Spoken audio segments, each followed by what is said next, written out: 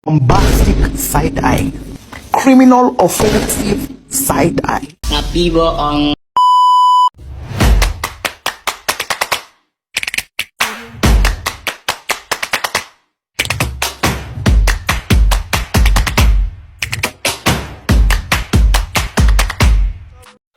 Assalamualaikum warahmatullahi wabarakatuh.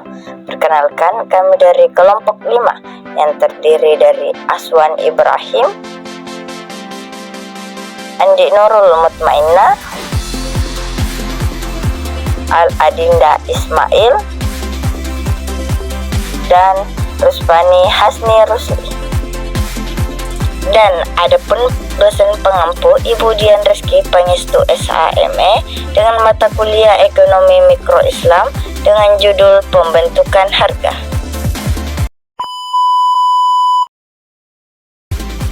Nah, apa sih itu harga?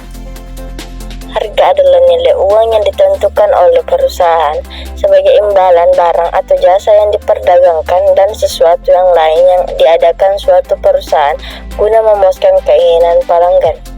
Sedangkan pembentukan harga adalah adanya proses tawar-menawar antara penjual dan pembeli pada suatu pasar.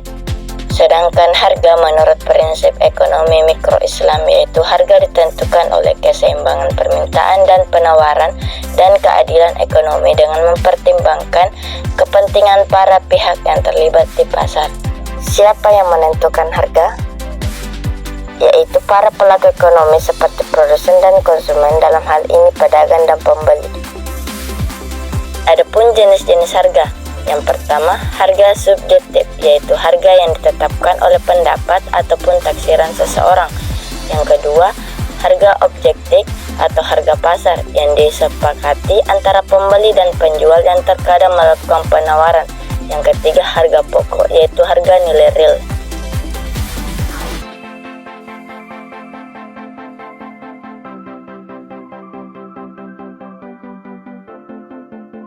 Nah, itulah tadi percakapan antara pembeli dan penjual yang melakukan proses tawar-menawar dalam suatu barang. Nah, proses tawar-menawar itulah disebut harga keseimbangan atau harga pasar. Nah, adapun strategi yang digunakan dalam ekonomi Islam yaitu dibolehkan menggunakan berbagai strategi untuk menentukan harga pada suatu produk sepanjang strategi tersebut tidak menghalalkan segala cara, tidak melakukan cara-cara batil, tidak melakukan penipuan dan kebohongan, dan tidak menzalimi pihak lain. Nah, itulah tadi penjelasan singkat tentang pembentukan harga ekonomi mikro Islam.